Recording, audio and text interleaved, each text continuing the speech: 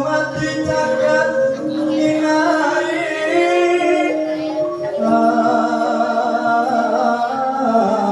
amo mbak mbak ombaing samudra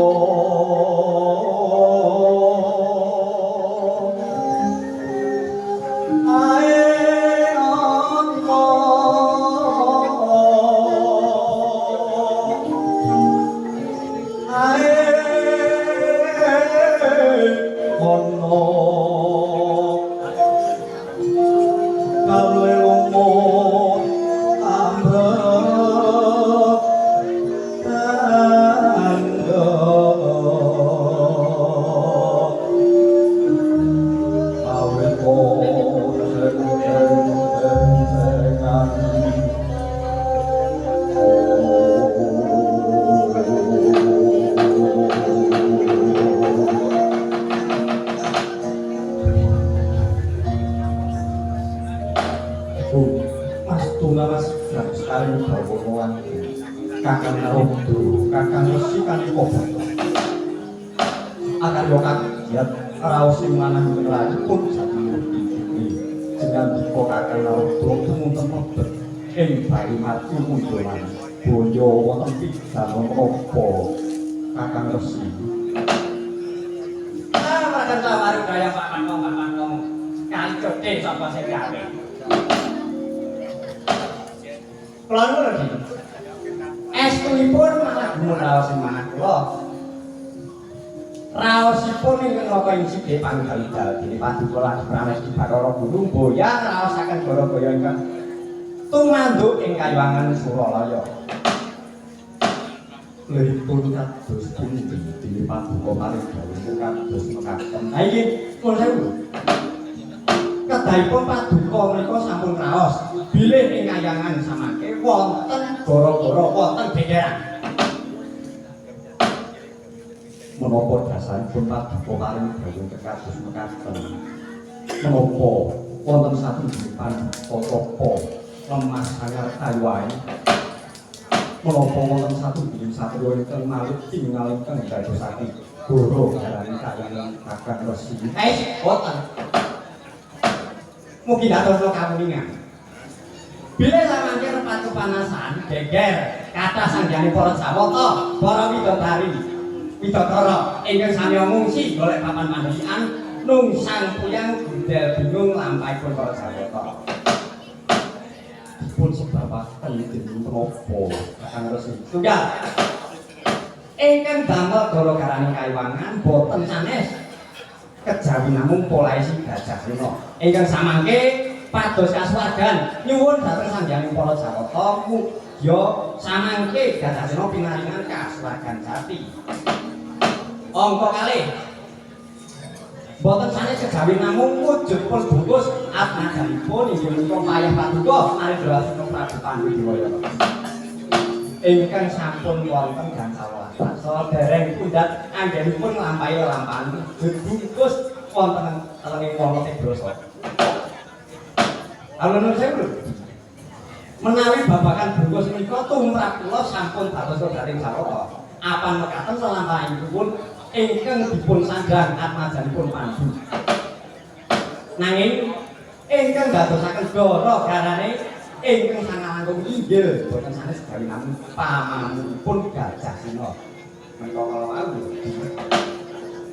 Liripun kados pundi kakang Resi kanthi Lah iki amati kasuwargan menika papanipun para titahing ngobara ingkang wujud manungsa. Boten lama, boten pantes ing atasipun wujud satu kewan teka gayo kasuwargan lah menika ingkang dadosaken ontran-ontran wonten kayangan menika. mekaten kata lajeng samangke sampun kabeh pundi kula nuwun sewu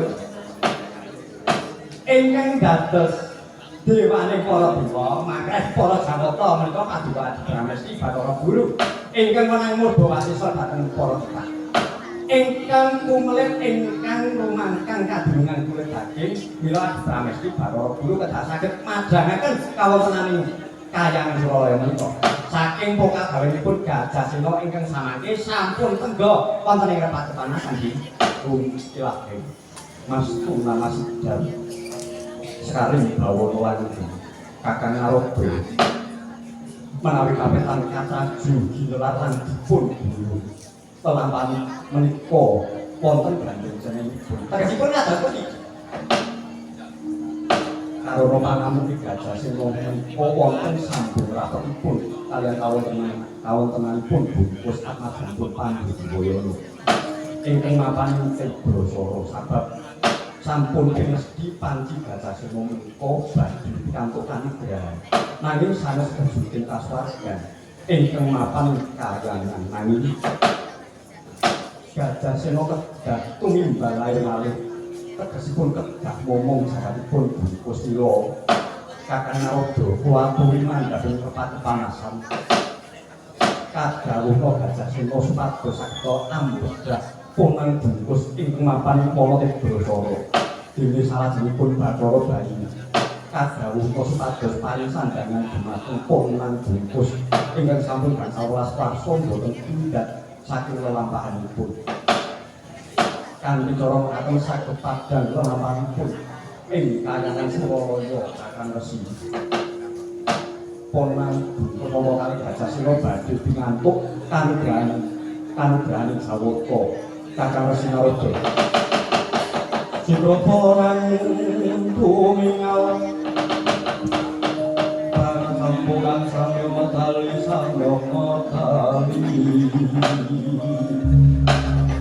nanape pilateng kono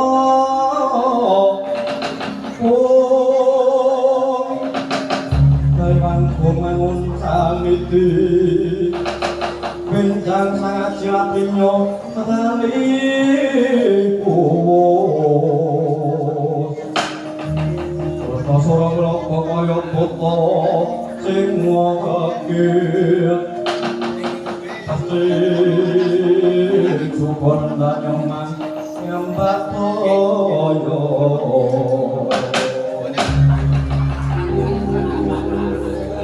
Rasdo Dawud Adhika Pramesti Bathara Guru Delanono ingkang raka ing sidhe panggaludal nyuwun pamit wedal pasewan rawuhaken timbalan singandika Pramesti Bathara Guru kasinggihan menaken mugi-mugi Kakang Resi Kanika putra saged babar jagat turun padhang tumrapipun Gajah Sena lan bungkus Ahmad Sampun Pandhudibaya Delanono kula nyuwun pamit Adi Pramesti Kakang Resi mugi Lebay karya tindak paduka Kakang Narodo ampun kesupen kadhawuha atma dulur Bathara Bayi. Lho niki.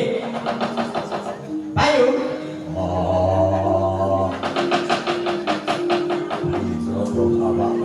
Aku jaba, takun tindak ulun. Wah, yo Bathara Guru aku njaluk pamit surti ngati-ati.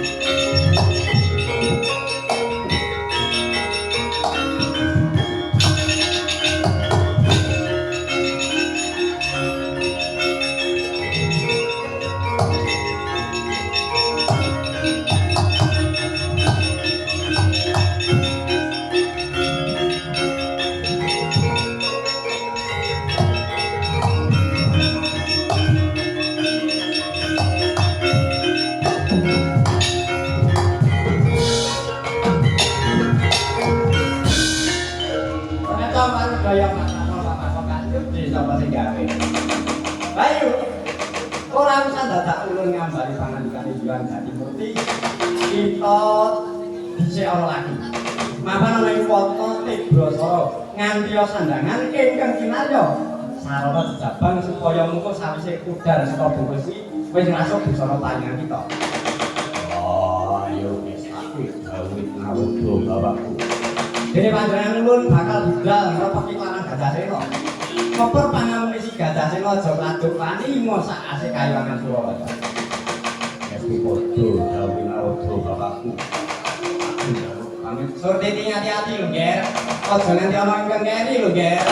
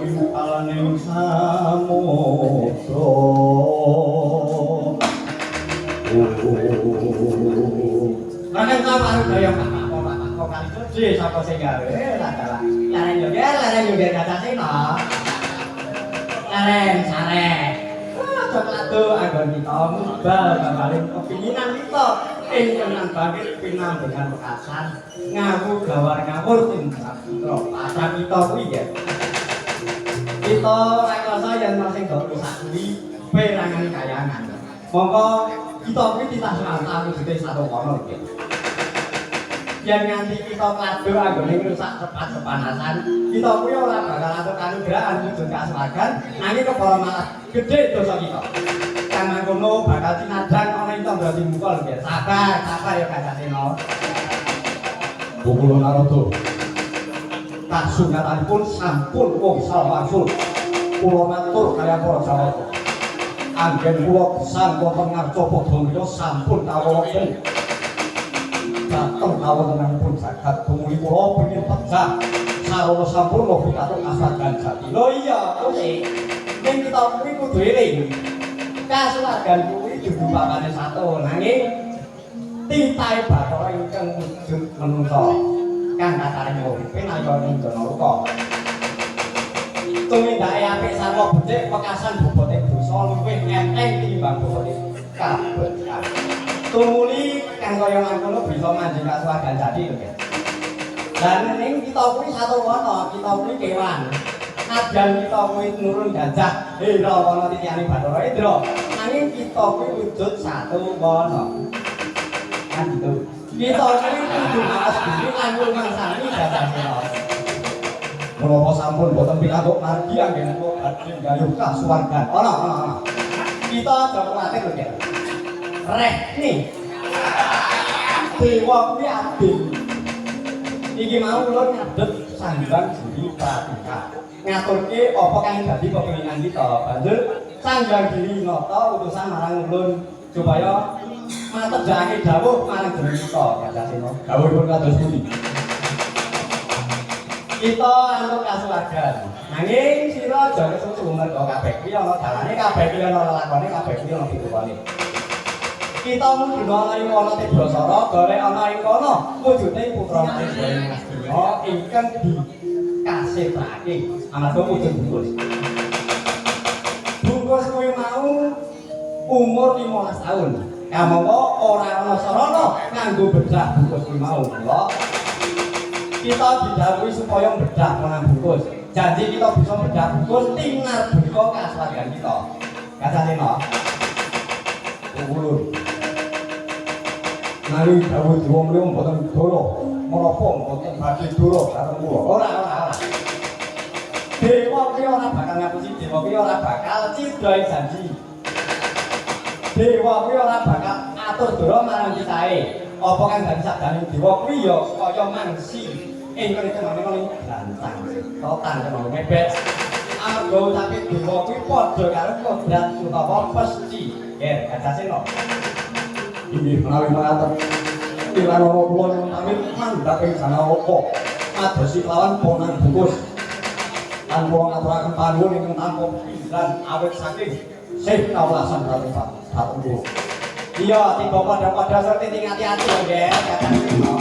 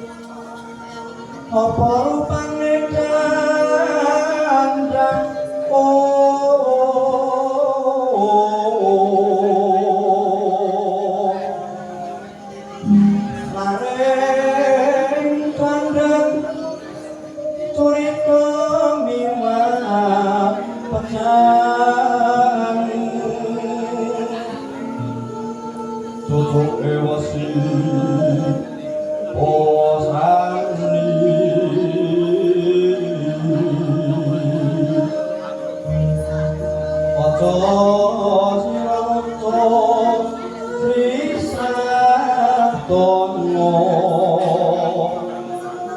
Tujuan syarat sawane wong suka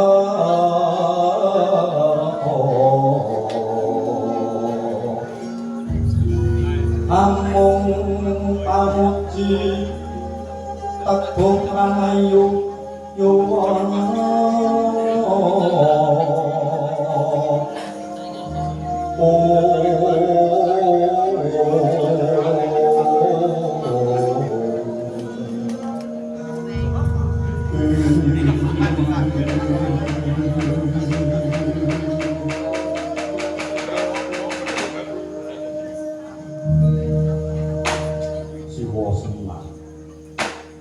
bakal tekan kapan kakang Mas Anggone manggan kahanan kaya mangkene kakang saben dina permadi kudu sumusul kakang bungkus ana ngalaske brosoro wujude bungkus kang gundang gundur ngalor ngidul mung gawe ketir-ketir semu kuwatir kebukan rasa samar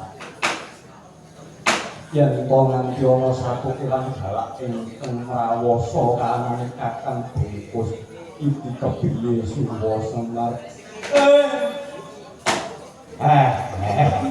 beget mel-mel satu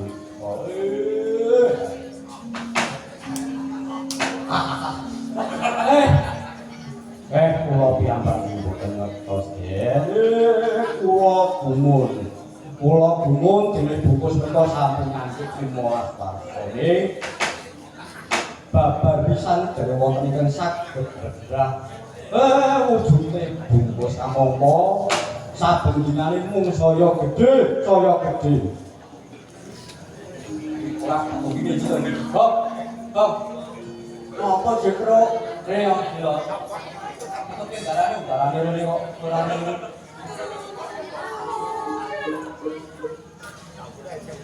ayo piye ora apa iki aku kok dalan piye kowe iki darane darane malah ora kore iki aku ki terat Pak apa aku ki juga payang iki oh jadi ning bosku ayo ngapura yo coba kalau lupa aku di ngapura terus kowe suruh aku padha ora aku ki meneng to iki ya dirembungi dadi jojombane gitu ngapunten lho anak-anak kula kaya begigas ing sakawit namung bener-bener kados ngeses angin Prabowo Yesus nganti saiki saged blundang ngalor itu monggo pendak-pendak ibu jurang kebentus patu niku mboten napa-napa mboten babak-babak pisan letek ya anu apa ya ganti gores kuwi ketoke begini ora ngomongan iki apa to aku iki kaya ngono iki dilindungi lho iki apa ning arane lho iki apa kuwi cok mandasan kok mandasan tau ora kuwi lho satwa dilindungi iki dukewan iki doros iki nek nanti ngopo mati nompo iki ngopo mati karo kae coba artis ora melu yo kalau wis ngomong jatuhan yo kaya ngono aku ki acarku yo melu yo bisa ora rombongan ora ngene sakben yang mau wis omong ora kowe iki aja ora yo tak pakai takut aku ya tanpa aku kok piye ning ora lucu wis meneng bae kok kowe iki tak patut banyak lho iki saya kok jatuh di Tondoro ora lampahan kok mbok buluk manah bodo kepikir puno kawan nek kowe ora kudu nderek aku kowe bantu aku kok yen dua isih disuruh antuk bayaran lagi nang kanan kang ora prayoga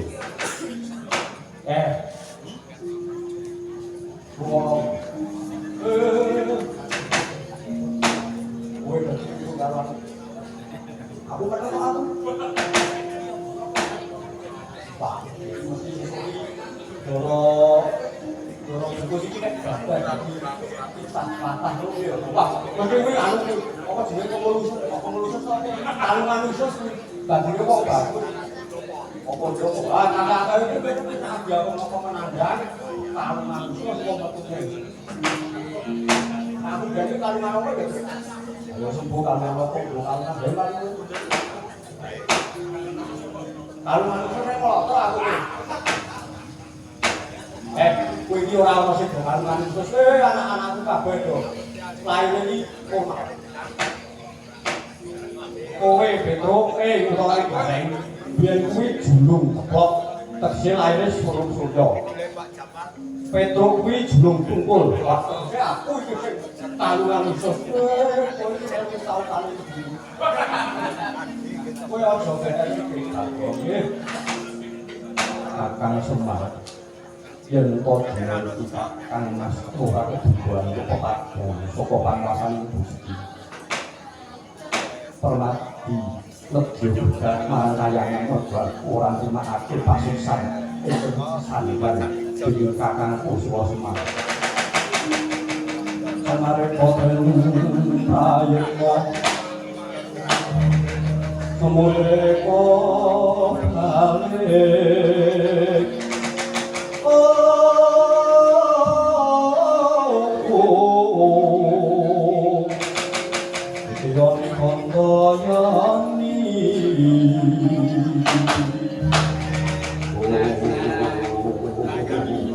Otak kata itu nangkos ngantem. Dereng kawang ini pun sami mbak Wacana Semar Gareng Petruk kalian Bagong. Ingkang nderekaken pangen Pandhawa Raden Permadi Kala Semana. Nembe Yuswa 3 Warsa. Parang dhewe sampun kepareng lebet ing telenge Wana Tibrasana.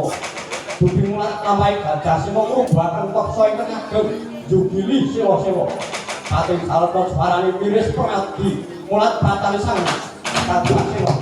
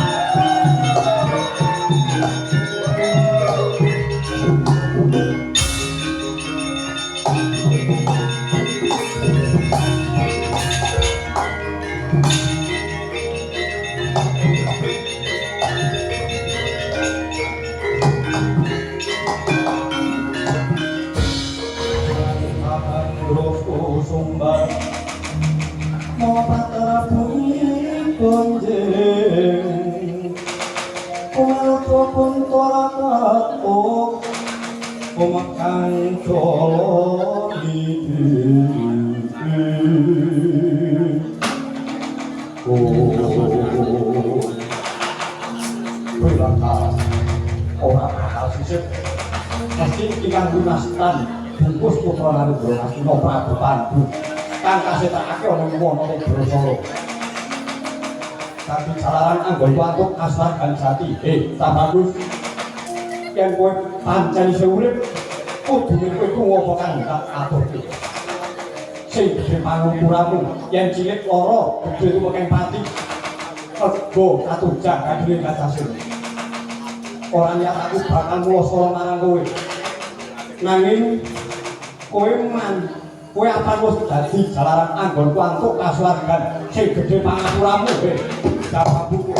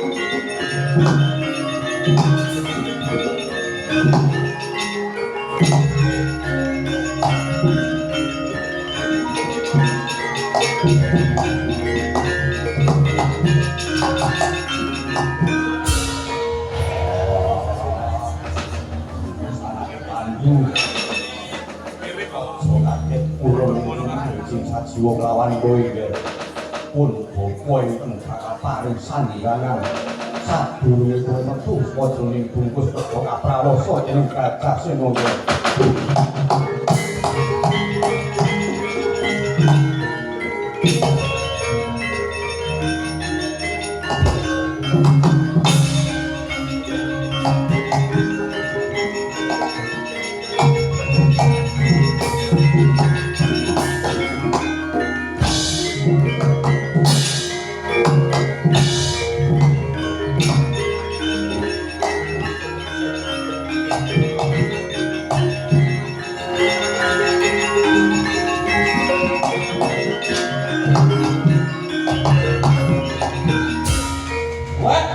Bungkus ngantos matem tinujak gading dening Sang Gajah Sena sinambi grayah-grayah atmajanipun Prabu Pandhu anyandhak gading liwataning Gajah Sena saya kenceng tanrinaos tudel gadinge Gajah Sena loyan ayu Baskara kang titimangsa bedak wujute bungkus tekono Jejaka kang pideksa bodhek kok sinibar jojo kadya kagat sang resi karo putu tumurun ning kayaan.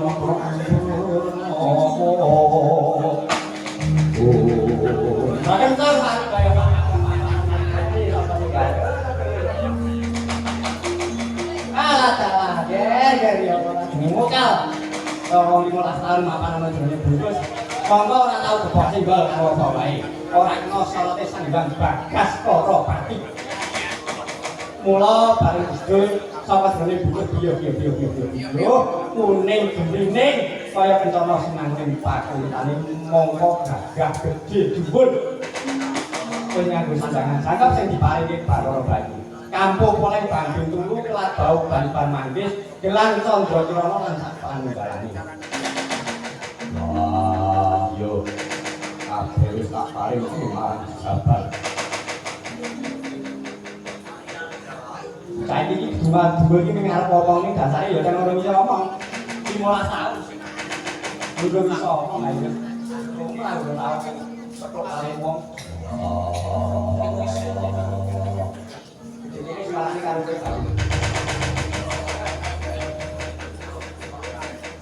Aku sopo. Aku sopo. Kita kalau nanti kita kalau angin orang umum kan bukan nanti angin orang.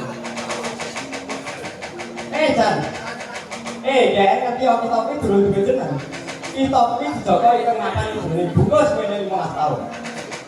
Dan aku dulu duwe jeneng banjur kuwi sapa.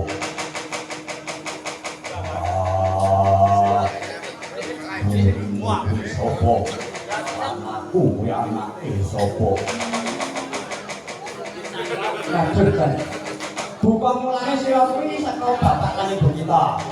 Bapak kita kuwi Narendra Ngastina jejuluk Prabu Pandhu Dewayana. Dene ibu kita kuwi putri saka Mandura, Dewi Kunti Taribrata. Ya sang Prita. Ngopo aku ning keleng alas den pangkat bapakku ratu. Sebab kita kuwi lahir mujud bungkus ngerti ya. Lamun kita kuwi 15 tahun ana ing alas di basa kene dicetrake dene wong tuwa kita. Mergo wong tuwa kita kuwi isih dene Narendra Agung kok duwe anak bungkus. Banjur tumuli disimpen ana ing alas di basa kene. Lah, ling jedul lagi mau ya. Mangate ngono lamun kita kuwi uga mbugani sedulur. Kakang lan adi. Kakang kuwi ya sing Wijakaka lan adimu Permadi. Gandeng ana sadurunge Permadi, kowe iki ana sadurunge Permadi, mula kita tetep tinemu tuwa tinimbang Permadi kan gitu. Wah, lho. Banjur sapa sing bisa mecah bungkus? Sing bisa mecah bungkus ya kuwi Gajah Sena. Sing saiki manjil sajuga kawan jeneng kita. Gajah Sena kuwi turun Gajah Irawana, Gajah Sitiane Bathara Indra ya. Wah, yo. Nah, gandeng kita kuwi durung duwe jeneng, dina iki ulun dhewe kang jenenge marang kita. Ning supaya ana sejine adi kita Permadi sing saben dina minggu ana ing pakane ben tekan kene dhisik. Supaya taos bisa taos atur lawan wong kita yen sing paling ketengah panjenengan ulun. Pukul menika wonten apa?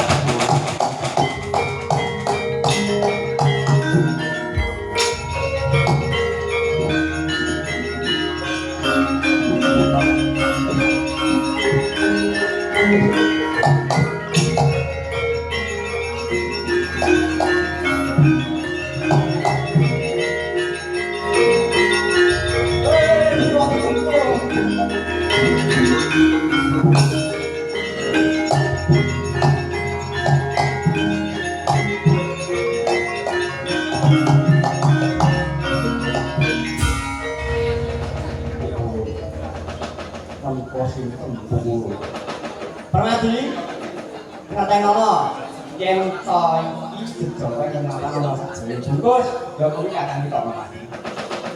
Waktu diwasi durung duwe jeneng tiwas penerang kowe sing muncul ana ing kene dhewe dhewe engko bakal maringi pengembaraan Kakang iki. Kowe dadi saksi ya Permadi. Jagat Selono Bayu Permadi Kakang Semar nyuwun dipun seseni aturipun Kang Rayeng saksi panggung-panggung. Gandeng sampun lampahi tapa brata suwene 15 taun.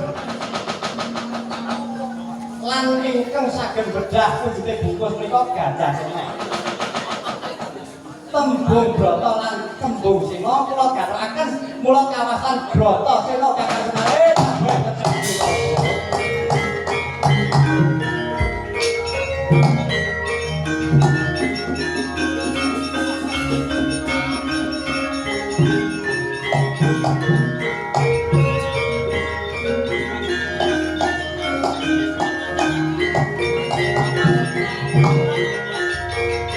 Thank you.